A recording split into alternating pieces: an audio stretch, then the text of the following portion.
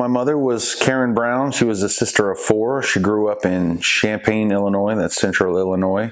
She worked at the University of Illinois in the printing division. She still resides in Urbana, Illinois right now.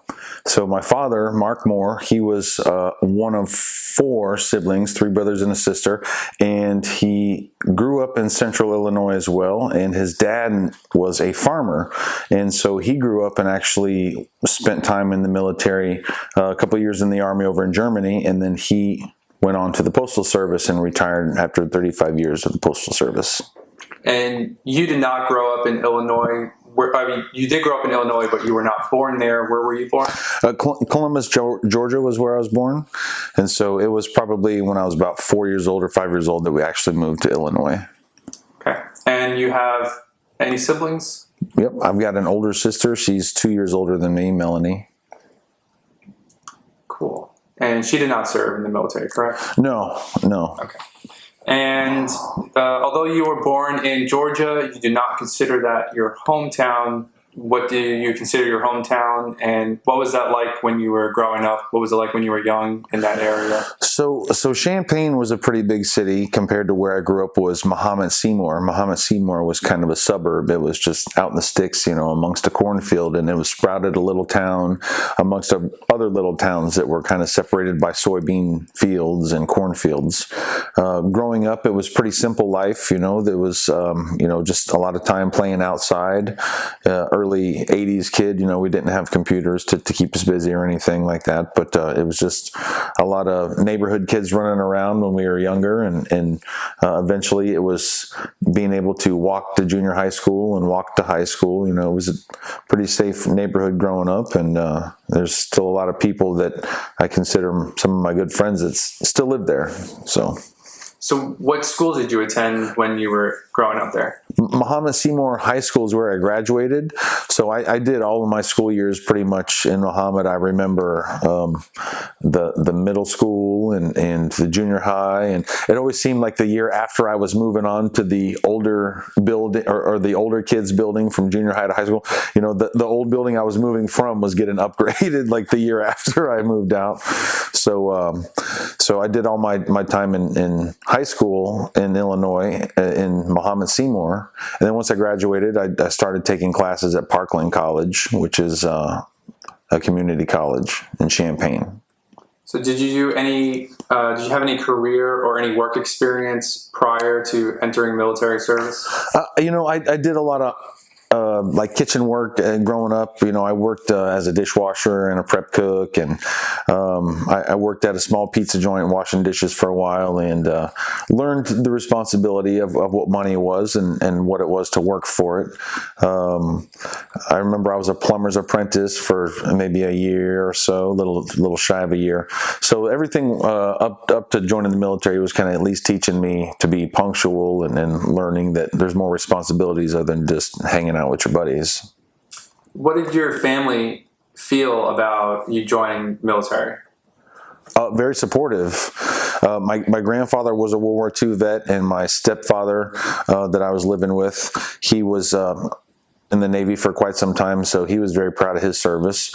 So they were all very supportive of not only the fact that I was entering the military, but I was at least doing something other than just wavering from kind of nonchalant jobs and just kind of hanging out, wasting time. So they were very grateful that I went through with it, and I knew it was something that I couldn't just like opt out of once I signed the paperwork. It's like you join up and that's it. That's all there is to it. So they were very happy to see me go.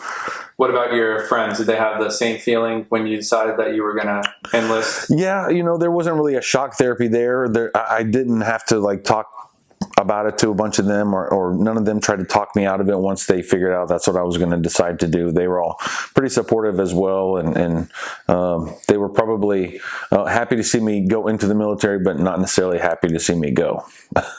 Gotcha. So tell me about your decision to join. What influenced that process? Well, again, I was a young punk kid that was basically just working from small job to small job and not really saving any money. And, I pretty much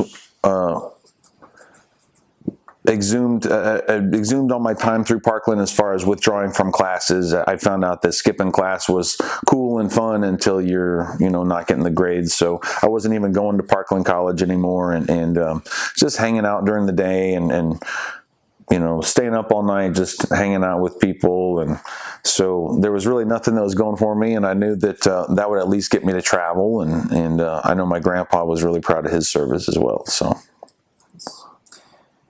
Why did you end up choosing the Army?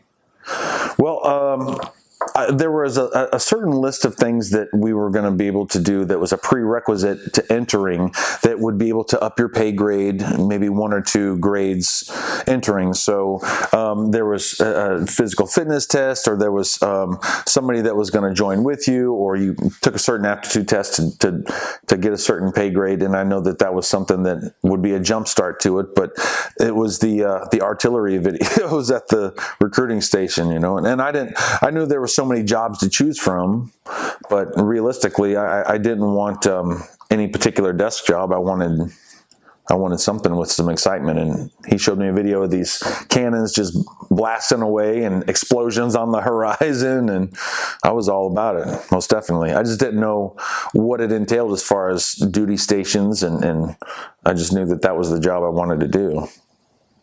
Cool. Walk me through that first day you arrive at training. So you arrive at training, what's going through your head? What are your thoughts? What was the setting like? Well, it was 2002. It was an all-male basic training, and it was in an all-male unit. We were in a combat MOS, and it was still basic training to start with, but it was definitely a shock factor. It was definitely something that I was just trying to blend in. I didn't want to stand out to be the best or be the slowest, but I knew that ultimately the easiest way to get through it was just to fall in where you were supposed to, and then try to do things as quick as possible. But it caught on real quick after the first day of knowing that you didn't do anything unless they told you, which was pretty easy. Don't do nothing unless they tell you to. What is your most vivid memory of training? Oh, it's waking up every morning. It's waking up every morning, and the lights don't just click on and you just kind of yawn and stretch. It's people walking in, slamming garbage can lids and yelling and telling you to get up, and you only got so many minutes or else, and you don't know what the or else is. They're just telling you got 2 minutes to shave or 2 minutes to brush your teeth. You better get it done. And so it was always the up and at 'em like shock factor of waking up. Sleep was so precious, but when you woke up, you were up. I mean, there was no yawning and stretching about it. What did you think was the hardest part of training?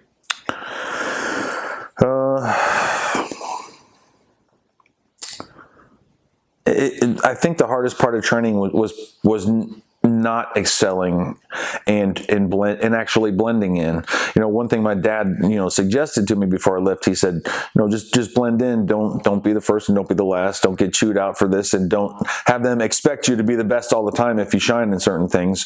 So maybe holding back in certain things, whether it be physical fitness or whether it be, rifleman or whether it be, reading a map or this or that or leading, leadership didn't really come naturally to me. I was very grateful that there was a lot of really good leaders that I had to look up to before I entered that position eventually. Did you find it challenging adapting to the militarization throughout training?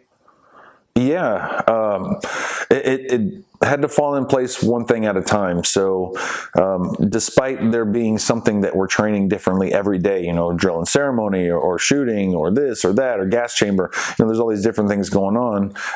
Structure was something that came over time, and routine was something that came over time, and adaptation was something that had to come over time.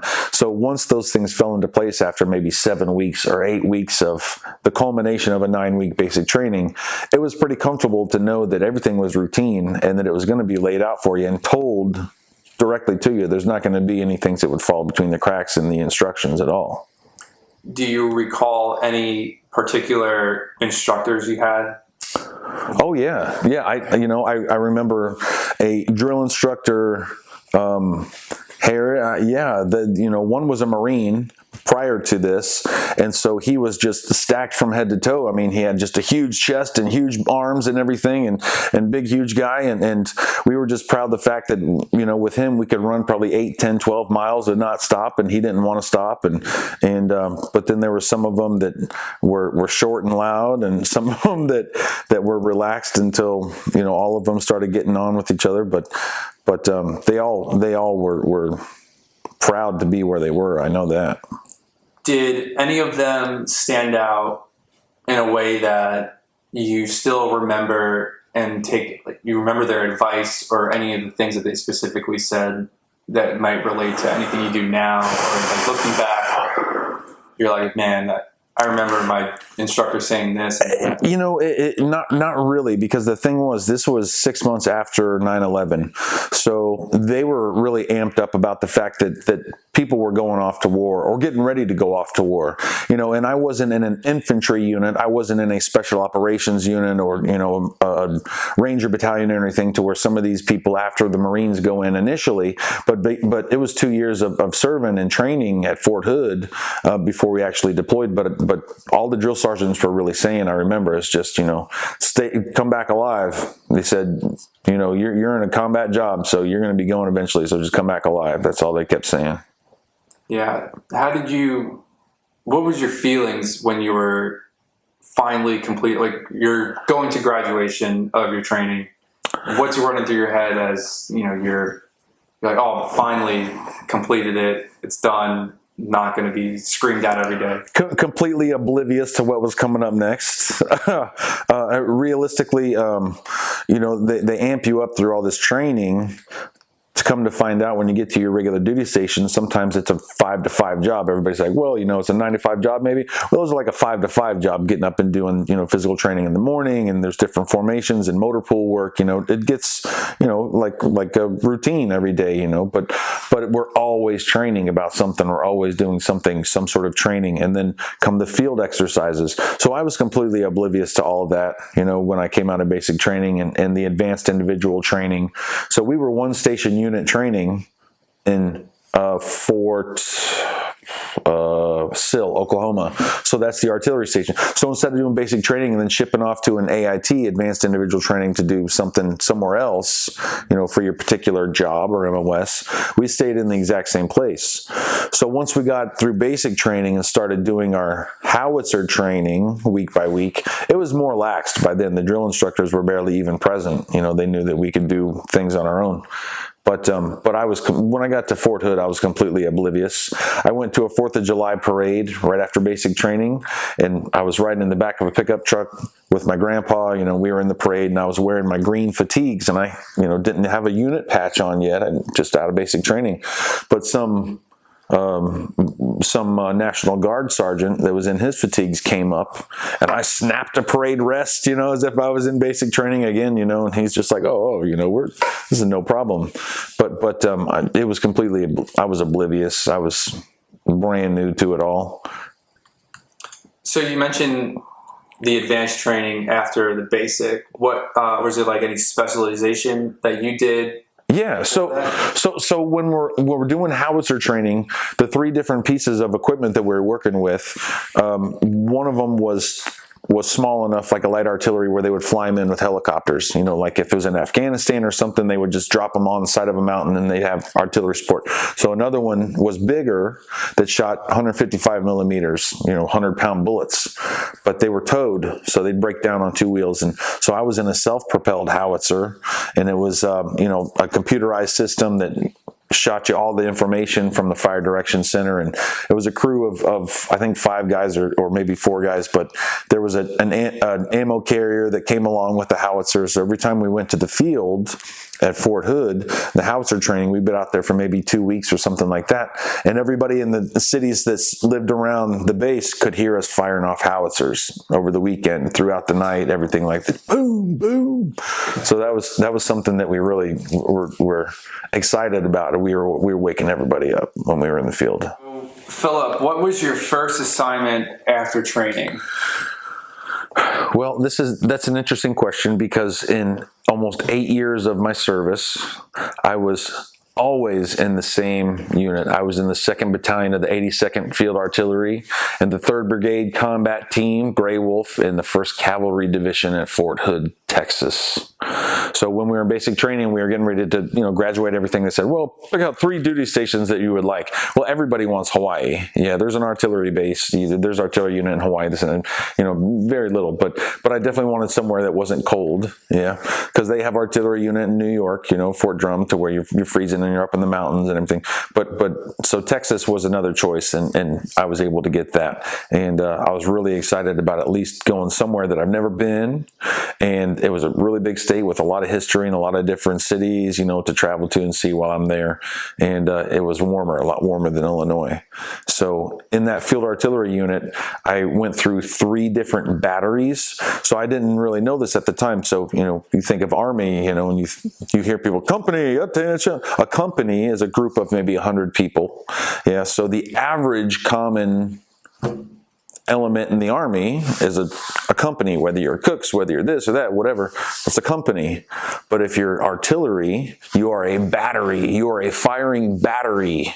Yeah, so like if you were a bunch of helicopters, you're a squadron, So I learned that I'm of this battery. So there's 3 firing batteries, meaning there's so many guns per 100 people, and then there's support elements. That's a petroleum-based stuff, and so this was a service battery. So part of a service battery was the ammunition to go along with these howitzers, and these ammunitions were palletized in big stacks of canisters that had the propellant bags inside. And so for the first 2 years of my service in a howitzer unit that I shot these big cannons in basic training and was ready to shoot these big guns, I was in an ammo platoon training on these ammo trucks with these big flat racks that came down to the ground and big cranes that hoisted the pallets of rounds off to and that's what we would do in the field while the howitzers were shooting.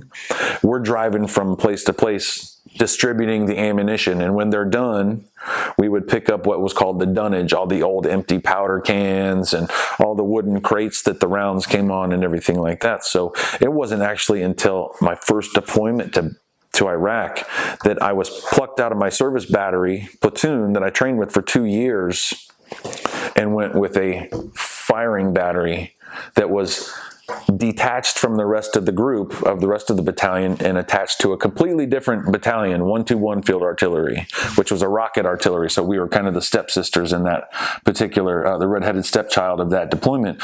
But to be training for, so long with a group of people, to be plucked from them and put with a bunch of group of folks, it was, kind of terrifying to trust my life with a bunch of people I didn't really know. And I got to know them over the time of being there.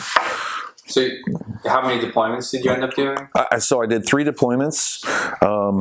The first one was 2004 to 2005. It was basically right after Saddam was captured.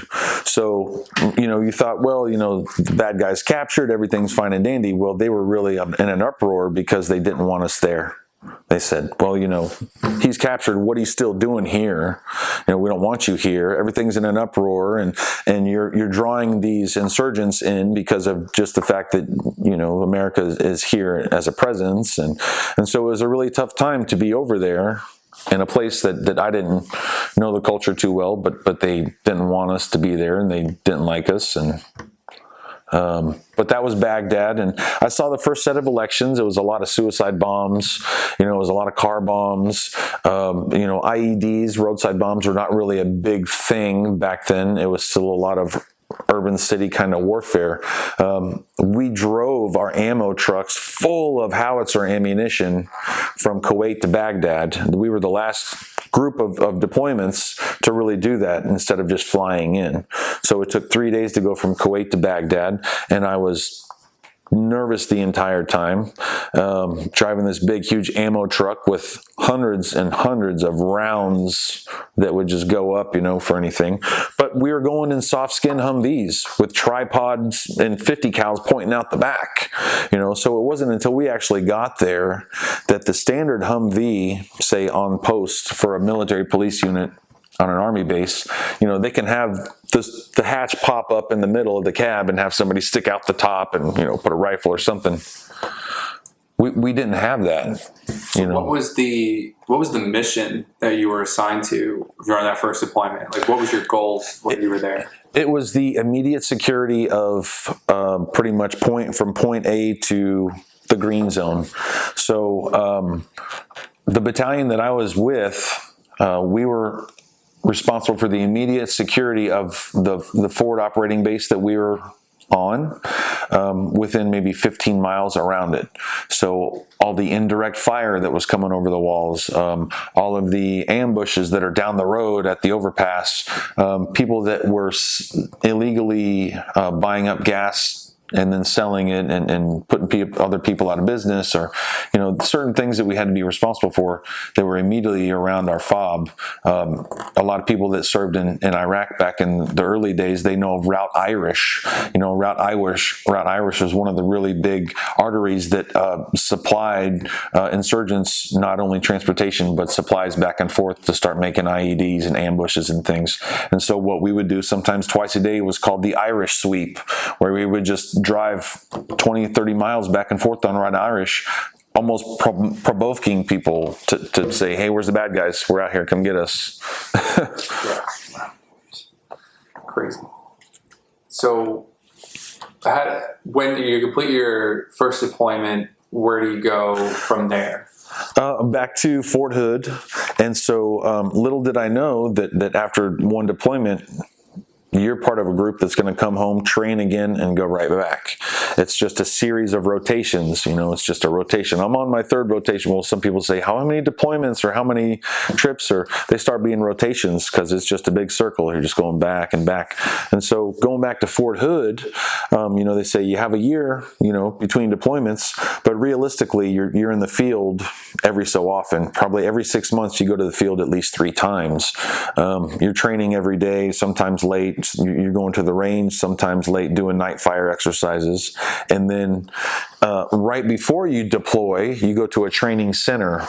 So it'd be whether it's a national training center in California or the Joint Readiness Training Center in Louisiana. You know, it just depends on where you're going to be deploying. Before I even went to Baghdad the first time, we deployed to Montana to fight forest fires. And so we had no idea what we're doing, but we had all the fire retardant outfits. They gave 2 soldiers a tent. You had 250 tents, dress and lines, you know, with our bags inside.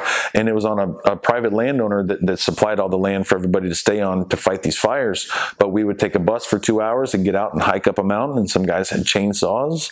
Some guys had big gas cans, you know, for the chainsaw, things like that. So that was my very first deployment to say, really, wow, we could, I guess, go anywhere. Yeah, it's an interesting outlook on it too, because now you've deployed to the Middle East, but then you also deploy to somewhere in the United States and see like the parallels of what it's like and the differences. And I'll tell you, what was the exact same probably was the dining facilities. Okay, so even in Kuwait, and the dining facilities were always top notch because of the fact that was maybe one of the morale boosters that we could control. You know, we couldn't control how long we were outside the wire. We couldn't control, you know, coming close to running out of ammo or not having enough supplies if we were out for so long. You know, but we could definitely control how much food we were going to pound down our gullets to be able to keep going, and how great it was to have that available. But Montana was, you know, it was neat because it was our first taste of being away from our families for so many weeks at a time. But the second deployment was really long because that was during the big troop surge, you know, when there was 20,000 plus troops that were sent over there during this. And so 6 months into my second deployment, we learned that it was going to be closer to maybe 15 or 18 months that we were going to be over there. So what was your mission on the second deployment when you got there? Pretty much same thing. The immediate security of the logistical staging area where we were at. Now, we always brought our howitzers when we were over there. Okay, so we weren't just, you know, providing howitzer support from the base we were on. We were given vehicles and they said, this is your area of operations. This is, start learning it. These are your Humvees or whatever. But we also always had a very small crew that was already delegated to go with the howitzers wherever they're going to go in place and set up to be fire support. So even though they weren't necessarily firing all the time, they were always still ready. The majority of us were in maneuver platoons. We were doing, IED sweeps on the roads. We were doing ambushes at night. We were doing surveillance at night. We were doing a lot of counterintelligence. We were doing a lot of what's called mosque collection. So we would actually stash out on a rooftop and record a mosque session and have our interpreter decipher it to make sure that they weren't putting messages out into the neighborhood about anything. So it was a lot of G.I. Joe stuff. The second deployment was a lot of fun because we had a lot of air support. We were actually on a big logistical staging area. So instead of a small fob, this was a place where we had the Air Force as well. We had F-16s taking off every 10 minutes. We had Apache support sometimes on our missions that would go sweep the route for us. But we also had something called route clearance. Now, route clearance was something that would go ahead and send radar signals into the ground for IEDs, because where we were, it was very rural. There was a lot of canals, and most of the roads were dirt roads, so it was very easy for somebody to bury bombs, and that's where we saw probably a lot of the most IEDs was in Balad. It was where my second deployment was. So despite the air support, that's not doing us any good when we go out in a Humvee, and a lot of it was adaptive to us. So they started planting IEDs on the opposite side of the road of the canal, so the force of the IED would flip the Humvee over, and it would land upside down in the canal, and people were drowning that way. So after this happening only so long, they were putting individual air canisters, attached at the doors for every passenger and gunner in the Humvees then. Was that a big difference between the first deployment? You said there weren't a lot of IEDs in that first deployment. Yeah.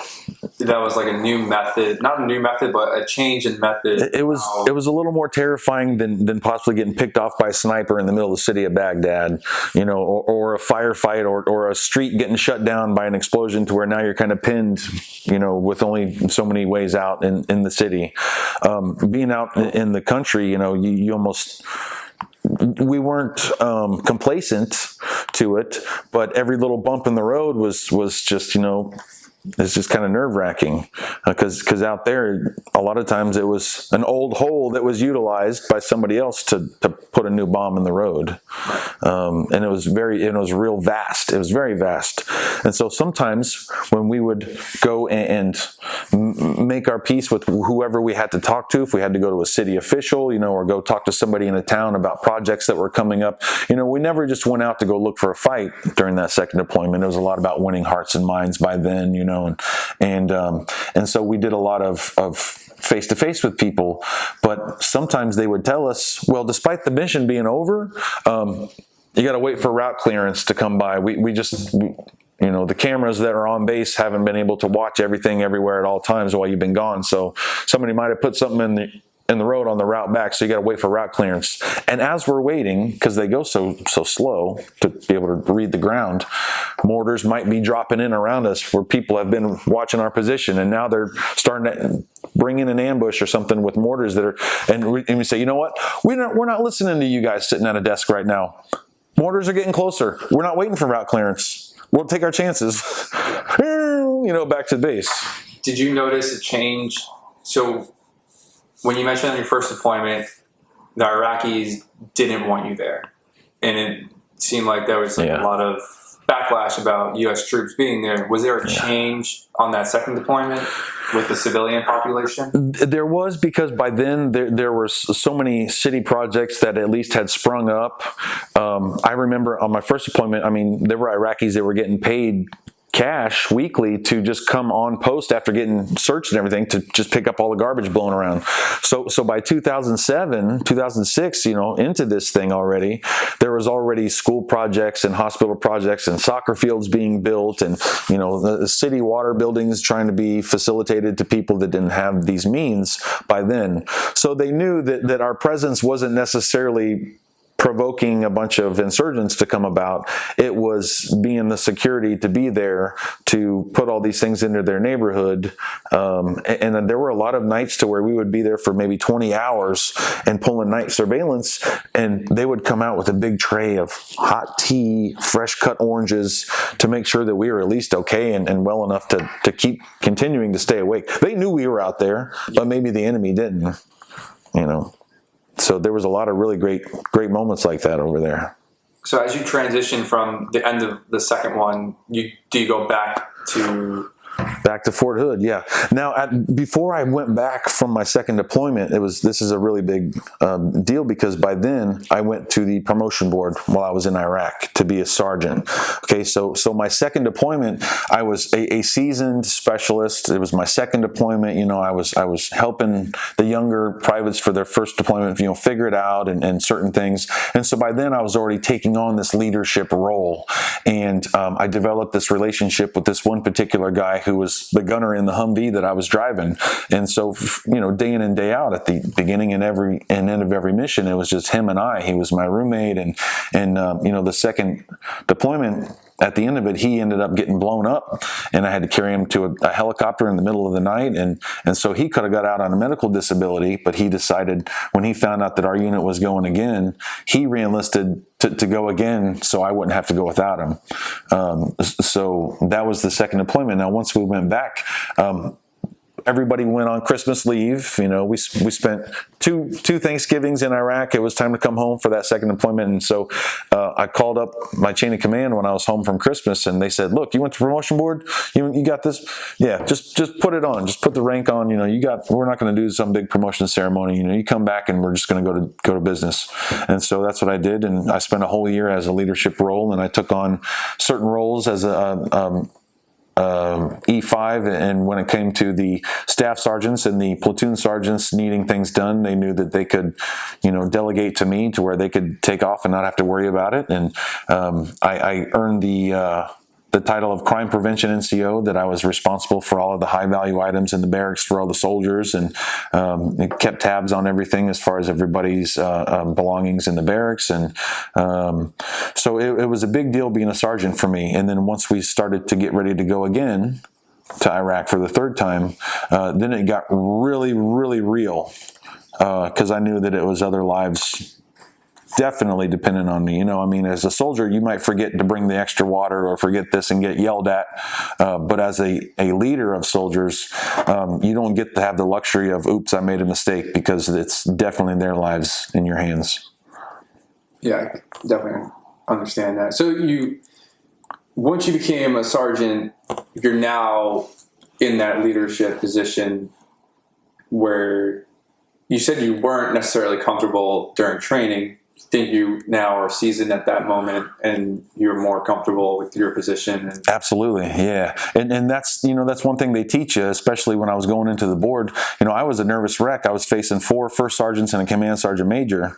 And, you know, they said, if you don't know something, that's okay, but be confident about it. Be confident about it, because it's once a soldier sees a leader show that kind of inferiority to them, you know, or a lack of competence, then they're not going to have that respect and confidence in that leader. So I knew I had to be the best of it. So as an E4, even before I even got promoted, they sent me to primary leadership development course. And as an E4, I held the position of a platoon leader over 30 soldiers that I didn't know. It was all co-ed from different units, intermingled and everything. But during that whole course, I held the position of platoon leader, when realistically they want to swap it out to different people so that everybody can get different feelings for the leadership role. But they asked everybody in the platoon if they wanted to swap out, and they're like, no, he's doing just fine. You know, let him be there, because it would really be, you know, the cadre and the instructors telling us what they wanted us to do, and then they would leave, and I'd say, okay, smoke them if you got them, and then we got to get to it. You know, it was real. It wasn't like I'm in a leadership role and I'm going to bust your chops because I can. So being, you know, taking that in, I learned from a lot of really good leaders. And when I got plucked from my service battery and attached to this firing battery, before my first deployment, there was a first sergeant that came in, Brian Lindsay. I'll never forget him. He was a first sergeant. He worked his way up all the way to the command sergeant major of the training facility at Fort Sill for artillery. He was just that good. But he came in the first day as the first sergeant, and everybody in the barracks, they had to empty out all their stuff, and they called what was called a GI party, to where every square inch of every barracks room and then bathrooms and showers, everything got cleaned. Every little square inch of it was clean.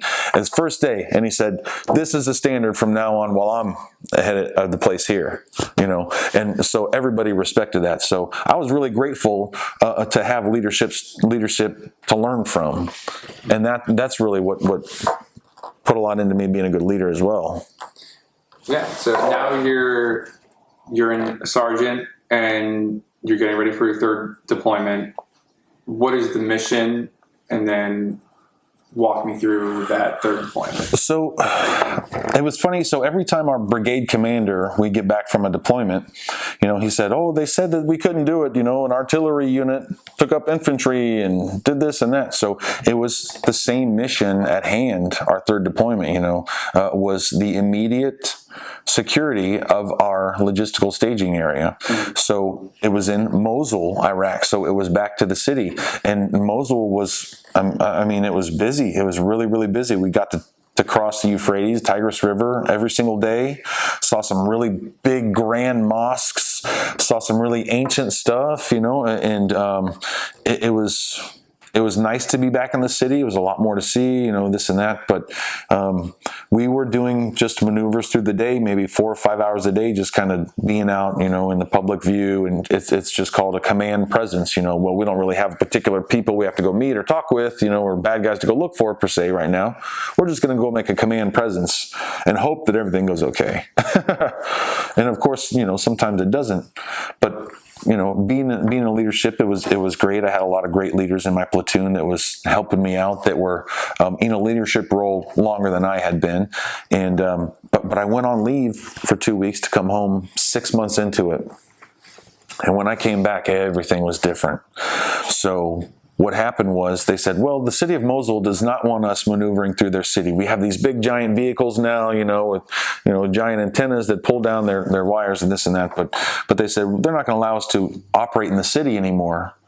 So what we did was we developed an outpost within the city right underneath their nose, a very minimal security, one maneuver platoon to actually make security of the place.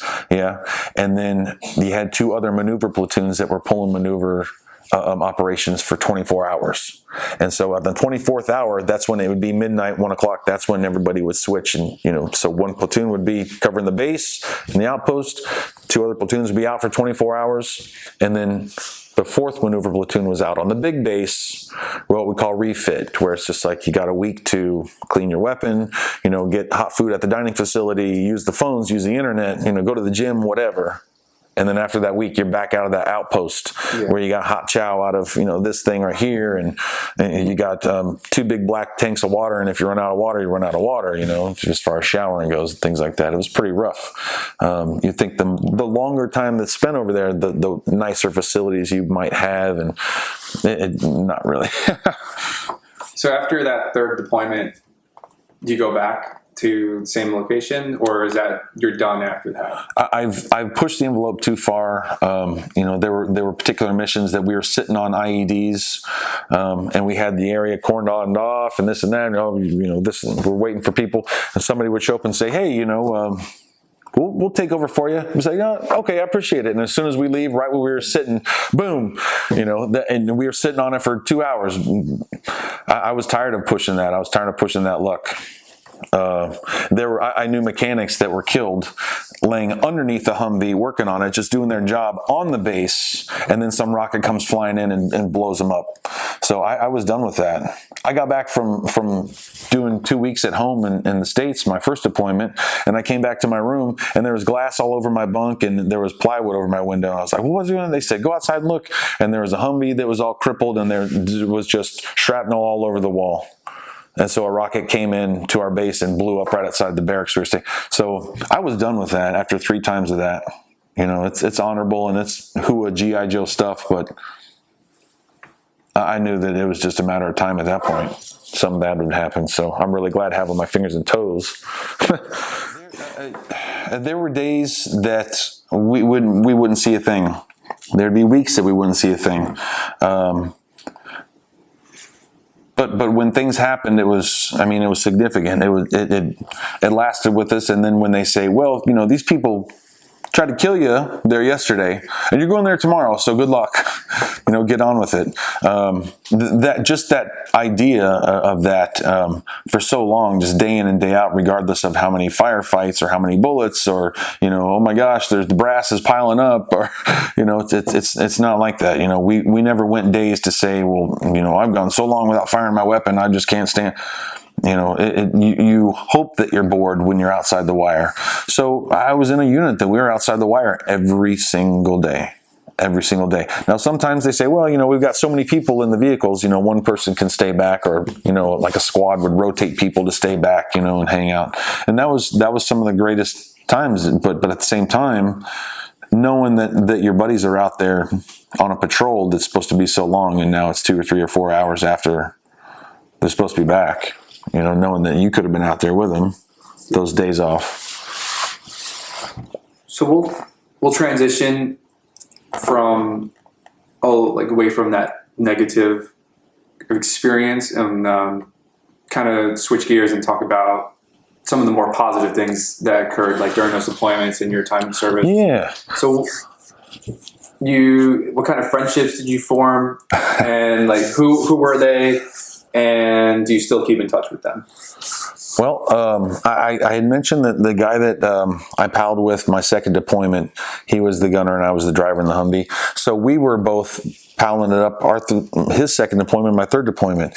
He lives out in, I want to say California maybe, but I don't ever talk to him. But some of the greatest people in the world, and I think one of the biggest shames of getting out of the service is not discontinuing one of the greatest things you've ever done, or whatever, camaraderie. It's the fact that you can't pick up and just go see the person whenever you want. Everybody has lives afterwards, but I've met people from Tonga. I met people from Micronesia. We always would make fun of each other's accents if we were from different parts of the country. Yeah. So there was a huge conglomerate of people. But what I was really lucky about where I served and who I served with was the fact that it was an all-male unit. I'm not trying to be offensive or sexist at all. But the fact of the matter was, we weren't shy about being guys. And I'm glad that we didn't have to expose that to a bunch of females to offend them, because I know nowadays there's a lot of things going on as far as the military is concerned, and places are getting a bad rap, and Fort Hood possibly getting renamed and this and that, I think we had a couple of females with us when we had to search females for this and that, but greatest people in the world, and I do keep in touch with probably a handful of them. As a matter of fact, one of the greater times over there was celebrating my birthday, because I was serving with another guy, little black guy, 5 feet tall, that we're twins though, yeah, because we're born on the same date, and he's 1 year older, but he was in my unit, in my platoon as well, and we went on patrols together, and so every year that we were over there, we would go out to an Iraqi bazaar and get each other a birthday present, so the people that I do keep in contact with, they are very special, and I don't even have a Facebook page. I'm not on social media. I do wish that there were probably a certain amount of people that I could get a hold of somehow, some way, but realistically, I'm very grateful to keep in contact with the ones that I do, because I think according to the handful that I do talk to, I'm the only one that they talk to. So I'm very grateful that there's even a few that keep in contact, and there's been no reunions. I mean, that's probably going to be a really hard thing to do for so many people that have lives, going on, or kids, or in college, or jobs, or this or that. Maybe one day. But I've traveled to see a couple of people. I went to Oklahoma as soon as I got out and saw a buddy I served with, and I drove up to Virginia and saw another buddy, and so yeah, there's still folks that I definitely talk to. Cool. When you were during your deployments or during training, was there anything that you did recreationally for fun when you weren't on duty, or just you guys off time, even if it was in Iraq or during training, or? Well, being in Fort Hood, Texas, there was a lot of like country themed bars and dance bars, So the first initial years of being in, I thought it was pretty neat to go and two-step and go out to the country bars and drink with the buddies and catch a cab back to the barracks, and have that kind of lifestyle. But really, when I was off duty,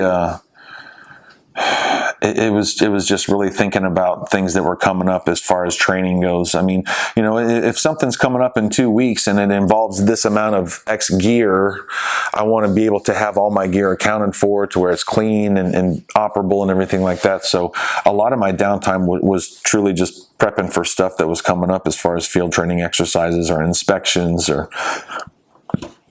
Yeah, I understand that. I definitely experienced very similar. You go to bed and you wake up and you're like, oh, I gotta do this next. Yeah, and that's all you think of when you're going to bed. I learned that the people that do the Tomb of the Unknown Soldier, they spend 8 hours preparing their uniform. 8 hours. That's a full shift of work, getting your uniform together, and now you got to go stand for so long. So I remember when I was in that primary leadership course, I was telling people that outranked me what to do every day. But I was the last one to go to sleep because I was up shining my boots and ironing my uniform. I said, nobody that's going to stand behind me is going to look better than me. If I'm going to be out front, I'm going to have the shiniest boots and setting standard. Yeah, exactly. That's what you have to do from the front. Lead from the front. Exactly. How do you stay in touch with your family or friends back in the United States when you were deployed during those times? Calling cards. So calling cards were a big thing back then. So we always had some sort of call center to where there were so many telephones, and there were places, especially in Kuwait, like MWR, which stood for Morale, Welfare, and Recreation, and they had certain things like that. Computers were spotty. I mean, even from 2004 to 2009, computer labs were here and there. They were few and far between. I remember specifically being quite frustrated with having 4 computers on that little outpost in Mosul that we made, and we had 4 computers for soldiers for downtime or whatever, and people were sitting on there playing Farmville. And literally, though, now in recollection, if that's what took their mind off it for whatever time they were on there, hallelujah. I want to pay my bills in the States and tell my family I'm okay. But if people are getting at least a little bit of peace of mind from where they were out there planting digital crops, then hallelujah. It's funny. Were there any particular humorous or unusual events that occurred when you were in training or when you were in service? And if there were, are you able to share any of those stories? Yeah, I remember sitting on an observation post in Baghdad, and it was on top of a bombed out building, and it was probably 2 a.m, and there was 3 or 4 of us that were dropped off by Humvees, right before sunset.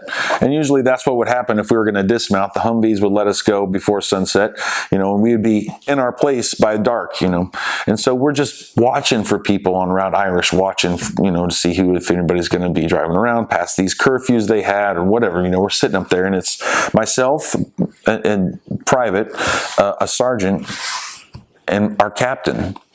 And so being out on patrol with a captain is a big deal because usually we got a platoon sergeant, maybe even once in a while a first sergeant. So it's just myself and this sergeant and a captain. So I really got to be on my P's and Q's. So I've got the radio with me and we're just kind of sitting and observing. And so this convoy of tanks, Abrams tanks, comes out of nowhere, early in the morning. And right when they get in front of the building that we're sitting in, the middle one stops and the turret starts turning to us. And so my captain's like, "You hear any chatter on the radio about coming through?" I said, "No, sir. It's been quiet. I'll call Battalion Main and see, whatever." He was like, "Oh, stand by." And so the tube starts elevating on the tank. And so he said, "Get on that radar." So I'm in the dark. And so we can't just like flash them and be like, "Hey, we're good guys up here." Because if any other bad guys are there watching, now they know where we're at. Okay. So in about 30 seconds of spitting all sorts of just nonsense through the radio, we pretty much identified that we were up there. We got with their battalion headquarters and everything, and we crossed traffic to where we're actually on the same frequency at one point. And so finally the tube depresses, and the turret straightens back out and they take off. And that was probably some of the most terrifying 30 seconds of you better perform or else. It wasn't some heated firefight, to where I thought I was going to get shot or anything like that. I mean, this was a tank that was almost pointing at us. That's scary.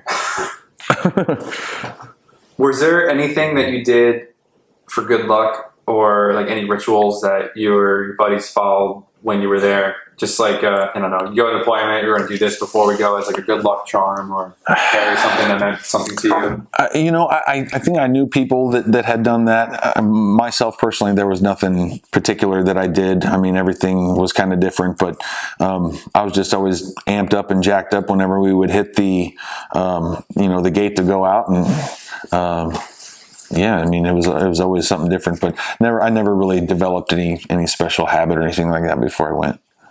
Cool.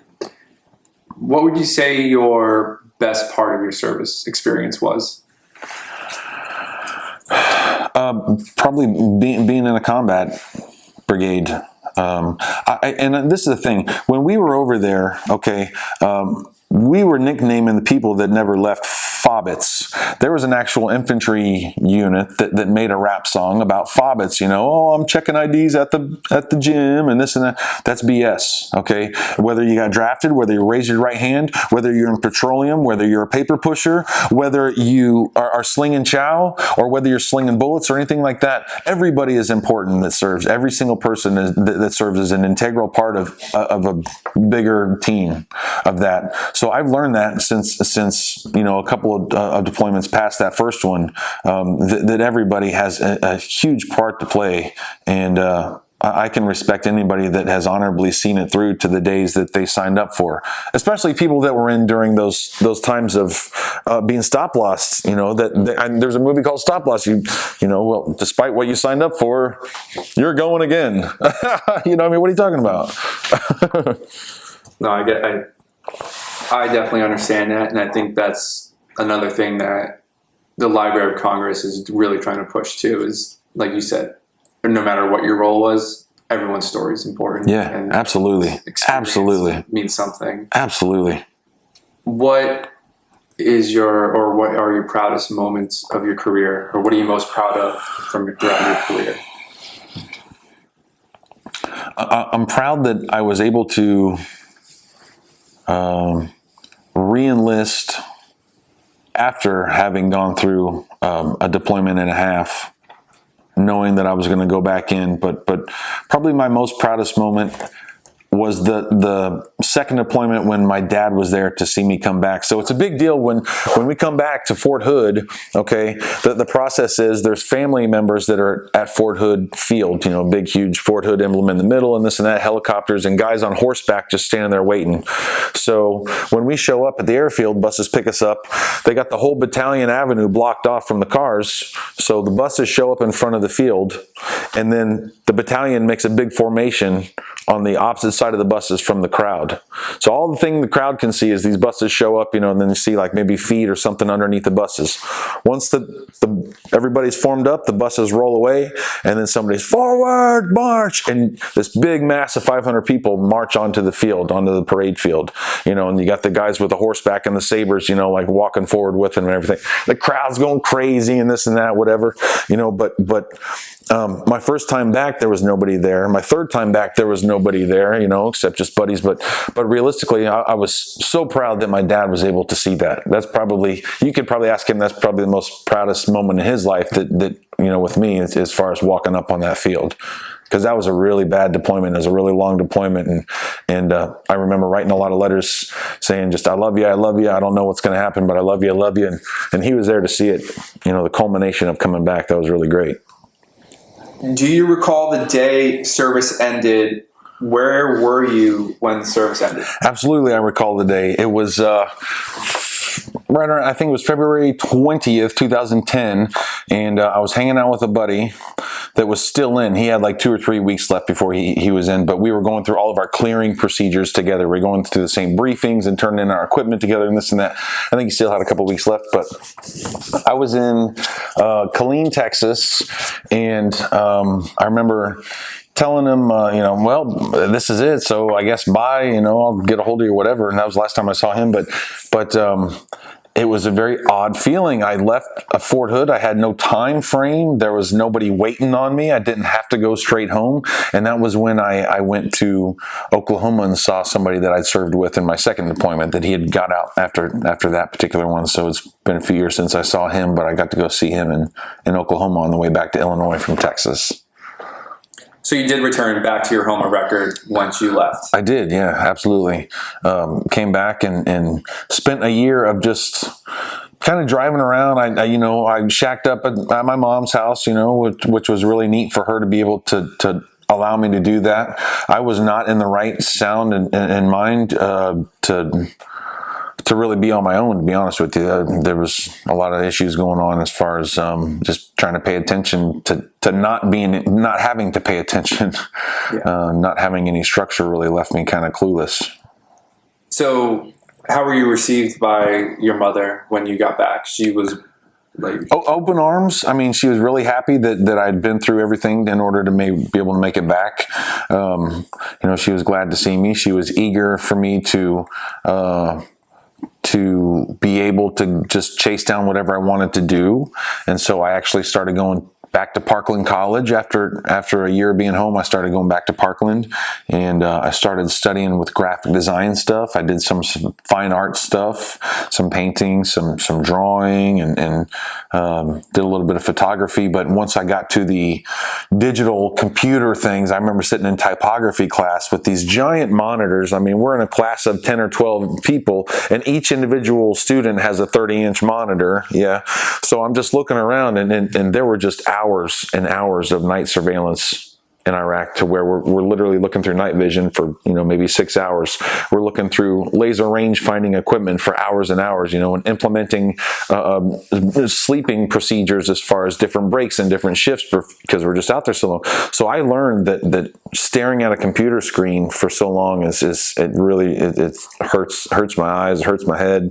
I don't like doing it. So, the only other thing in graphic design was, all of these web page design and everything with computers. So I said I couldn't do it. And so I kind of shifted to a general studies kind of degree, to where I just wanted to study things that were interesting: chemistry and archaeology and forensic studies and death analysis, and, just certain things that were interesting to me that weren't necessarily going to grant me a doctorate in this or that, but I knew that it was well-rounded. So you mentioned the struggle of adjusting to the technology portion of going back to some of those things. Was there any other struggles in readjusting to civilian life in general? Oh, absolutely. Absolutely. I wanted to go berserk on people verbally. I was very aggressive, but tempered. I was really closed in. I didn't express a whole lot to anybody. I really didn't talk to anybody. If I didn't know you, or you weren't associated with anything that was going on, I didn't want to meet anybody new. I didn't really want to care to take the time to listen to anybody talk about anything. Even during classes, when they say, okay, it'd be wise of you to partner up with some people and study before this next final or whatever, that was very hard to do. I really had no intention of talking to anybody about anything. And even though I was quick-tempered to get aggravated at things, I never showed it. I never acted out in any way, other than home.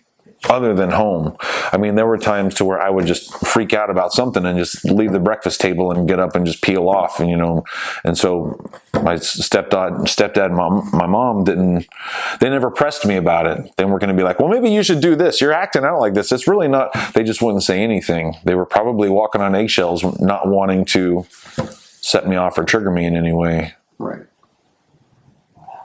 Did you find that you were able to get the help that you needed through the VA or other services when you were struggling with those things? Yeah, it took a while. I was working while I was going to school. I was working with a good friend of mine, to where it was pretty much my best friend, and it was the type of relationship that we were working together every single day and then hanging out all night.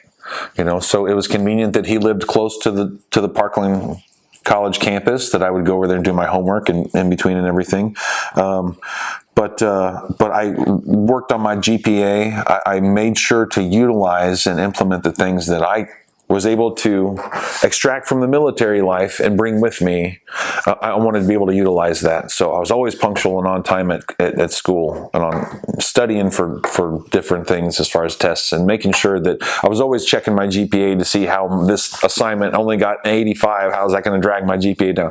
I was rigorously paying attention to that. Did you graduate from Parkland? I did, and I only did 2 years. I got a general studies degree, so I was going to go for an applied sciences degree in graphic design until I got to all this computer stuff. And once I got there, I had to figure out a way that I was going to be able to utilize those college credits from fine art history and modern art history and graphic design history, and all these classes I'd already undertaken and passed. I'd had to at least wrap it up into something that was able to contribute to this. And so the funny thing, I failed college algebra. I did. I studied all the time. I utilized the office hours with the professor. I utilized the library tutors and things like this. And I put everything into it. I just didn't, there was something about it. I just didn't get it when you started using these types of this and that, woo, woo, woo. And so I was one class shy of graduating. And so a friend of mine said, well, why don't you write the council, the math council board and this and that. So one thing I did learn in college was to utilize writing. So I took all of these writing classes, more than I had to know that wherever I was going to be in the world, I could at least communicate clearly one way or another. And that's very important. So I wrote the council, and I said, look, I'm not going on to some other college and letting them know that you taught me and you passed me and you shouldn't have. I said, in my math world, you are king. You are the top of my math world. Yeah. So, but this is one, and they said, well, due to your extreme set of circumstances of being overseas so many times, we have no choice but want to pass you, in our gratitude for that. And so I was very grateful that they did that, or else I would have had to take a whole nother math class for a whole nother 6 months, to pass with one class that I needed. Did you continue on education after that? Or No. Parkland was it? No, Parkland was it. I mean, and that's the thing. Once I graduated Parkland, I really, things were going into motion that were changing very rapidly. A best friend of mine, his father just dropped dead out of nowhere. My dad lived down here in Florida. So at that point, I said, look, I got this general studies degree that's not going to make any difference to anywhere else, anywhere in the world, that's going to land me some job because I took 6 months of archaeology, but to get down here to at least be able to see him and spend time with him, that was important. Now, at the same time, I was missing the adrenaline. I mean, I was missing the trigger time of putting that vest on and knowing that, hey, if anything happens, you got a rifle, we're going to be all right. That was very exciting. And to not have that at all, there was an absence there. So I knew that I wanted to do something with wildlife. But there was nothing exciting in Illinois, maybe a snapping turtle, So there was just all the more reason to come down here where things were venomous and dangerous and, scary. And we have dinosaurs walking. That's right. And before we transition, you did use your GI Bill to support that education. I did. Yeah, and and the neat thing about Illinois was Illinois has something called the Lincoln Grant as well. And so I was actually getting paid to go to school for free.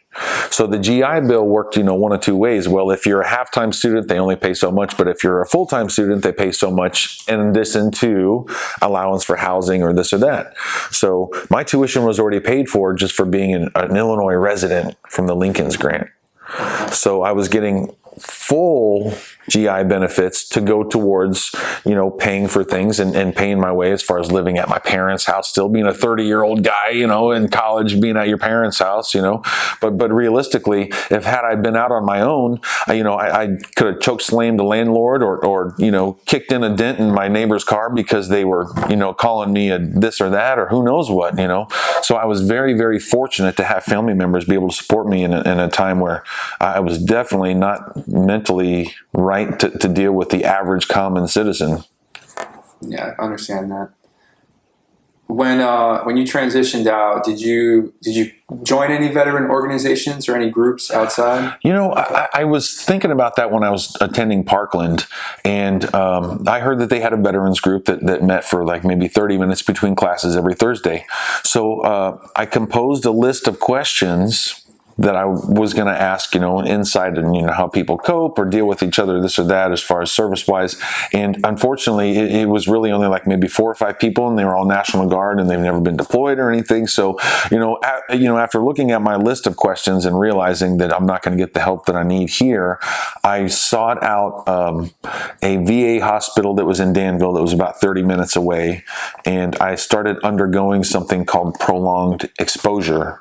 And at the time, right in 2013, 2014, it was still pretty new. I mean, it was just on the cusp of just being something that is being utilized frequently. So, and what that entailed, and you figure, you know, just maybe an hour or two once a week, you know, what's that going to do? It's only once a week, and it's not what's going to stick. But it was the doctor asking me the most detailed questions about my memories over there, and you know, about the worst memories I can remember, and what did it smell like, and what we're seeing, and this and that. And then she would record it, and then, you know, the days in between our sessions, I would listen to it. And then I would also have a homework assignment of going into some socially awkward situation, you know, go talk to 10 strangers, you know, next week, or, you know, go get into an argument with somebody and learn to calm down before you blow up at them or something. So that was the therapy that worked. And if you think about it in this way, if you almost get in a car crash on the way home tonight, okay, I mean, you got to slam on the brakes, you got to slam on the e-brake just to keep from hitting something, and it just freaks you out.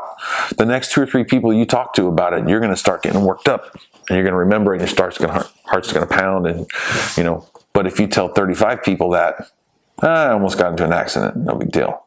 So that was the premise of that, is just talking it out and talking it out and talking it out. And even now, there's certain things that I can talk about that will get me jacked up to the moon, or certain situations that will just be a trigger to where I feel like I'm better get a flak jacket on. Yeah. 4th of July is no fun at all.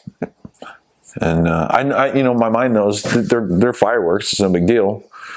But of course, I can't help but think of, you know, being in some bunker somewhere in Baghdad, and I see erupting gunfire, and it's like, well, it must be a soccer night, I guess, you know. Yeah. It's almost ironic when you're suffering from a PTSD related to explosions, and then on 4th of July, we're celebrating. Just boom, boom, boom. Now, War of 1812 and explosion. I know. Now, at the same time, I do know of people that will put out signs like, "Oh, veteran lives here, please don't." I'm not trying to take anybody else's joy. That ain't no big deal. I can lay around for a couple of nights and put some hearing protection on, and that's really no big deal. And that's not what it's about. Please don't celebrate, you know, our 4th of July because I'm susceptible to gunfire. You know. Did anything else of your military service experience affect your life in any other way, maybe positive, or because I know we're talking a lot about negative experiences? Well, those negative experiences are a direct reflection of being grateful for things. I mean, all of the bad things that I can remember are always reminding me of how great we have it here, and how wonderful it is to have 10 different pairs of shoes, let alone have a pair of shoes, or be able to go buy a new toothbrush and not have to worry about this one being all crappy after so long. I mean, we have it really, really, really good here, and it's unfortunate that so many people squabble over so many minute things when there's so many bigger issues in the entire world. Do you think your service affected the way you can relate to other people? Absolutely. I had to learn not to hold that against folks. I remember when I would be home from Iraq for 2 weeks on leave, and I mean, it would be like that, 36 hours of a helicopter ride and a plane ride, and guess what? Now you're on campus, and people are saying, "Oh my gosh, my day was so crappy. First, I forgot my cell phone at home, and I had to go 20 minutes back to get it, and then it was dead, so I had to spend the time to charge, and guess what? You know, 36 hours ago, I was going through some stuff. just to be able to get home to listen to this. But you have to know that people are oblivious, and it's not their fault. You don't hold it against them. But it's my responsibility, I think, after being through everything and communicating the way we have in the Army as far as tough love and you don't care about somebody unless you're talking smack about them. That cannot be implemented here, with any regular person. So it's my responsibility to have to not lower my standards, but maybe take down my barriers a little bit in order to be relatable to other people, not try to find the people that are relatable to me, because not everybody's going to see it the same way. Right. Aside from not taking what we have here for granted and appreciating what we have in the United States, is there any other life lessons you might have learned during your service? Always do what you say you're going to do. If you're going to do something, do it right. That way, you can be proud of it. And just treat people nice, man. We all bleed red. We all breathe air. I mean, it's all our home. I mean, really, the world's not that big. It's really not. Every bit of it is all of our homes. We have to respect each other about that. And there were times where I would get into some really serious, heated arguments with people and say, well, you're from here, so what the hell do you know? While I was in the service, but it's just a different perspective, and we got to be able to respect other people's perspectives. I mean, we don't know anything. We don't know anything about anybody else. Right. How has your military service impacted your feelings towards war and the military in general? I think it's necessary. I mean, anywhere you go in the world, security has to be your top priority. You look at those folks on Naked and Afraid. If they're going to go out in the middle of Africa and they can catch a fish and have plenty of water, guess what? It's not going to do you any good if someone's going to sneak in and kill you. And we live in a world now to where it's going to be easy for people to do that from within our borders, from without our borders. It's just that unfortunate. So having security through a U.S. government military is essential. It has to be essential. War sucks. It's ugly. It's nasty. And it's never calculated, and it's never predictable. Ever, ever, ever predictable. People train on a federal level for years in order to make mistakes, because we're all human beings. Robots run out of batteries, but bullets, they don't care who's who. It's just something that if we can just try our best to minimize collateral damage at every turn, and it's just never predictable is all. But security has to be, it has to be done. I mean, it's no other way around it. Right. Do you have any messages you'd like to leave for future generations who will hear this or see this video, this interview? Yeah. I fought in a war that is going to be, long forgotten about, because there really wasn't a whole lot of change once everything was established. People were voting for the first time after a dictator had been toppled. There were no weapons of mass destruction that we were supposed to go over there and seize. But a year after I got out of the military, my unit went back for a fourth time. A year after I got out, the place that I served last in Mosul was toppled by ISIS. I learned that one of the most beautiful mosques that I drove by, the Grand Mosque in Mosul, was used as an IED factory in 2017. That's terrible. So people ask me, well, if it was fallen by the wayside, what do you think you served for? I mean, was it for the security of the American people, or was it for, just the brothers in battle, or this or that? And I've been out long enough, and I've crossed paths with enough people, interesting people, that I truly believe that what justifies my service through that Iraq war and through the long hours and years in the military, what justifies that is people in America taking the courage to follow their dreams to be happy, to be brave enough to find what you want to chase after and go get it, and not let anybody tell you anything otherwise. There's too many people that live their whole life in fear to where they just, work the same job that they don't necessarily like, or they don't pick up some hobby because they're afraid that people are going to dog on them about it, or they are afraid that they're not going to be good at something, so they don't try something new. So when I meet people who say, I'm doing this and it's doing great, and I tried it and I really loved it, and so we're traveling or we're doing this and I'm really happy, that's something that justifies my service personally, is people just being courageous enough to go out and grab what you want to do to make you happy. Yeah. Legally. Well, thank you for taking the time to share your recollection of your military service. Will you let everybody know what you do now? Yeah. So now, I work in environmental management here in Southwest. I deal a lot with nuisance wildlife, but for the past year, I've been taking soft pastel classes at a local art center here in Northport. It's been here for over 30 years, and so my wife and I did a date night, and it was once a week, so we went and took a soft pastel class.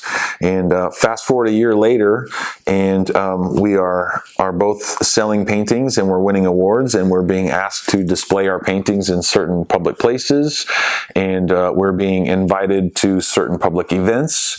And I took particular paintings that I did from photos of Iraq, and I made a show. It's called Art of War, and I also made a calendar.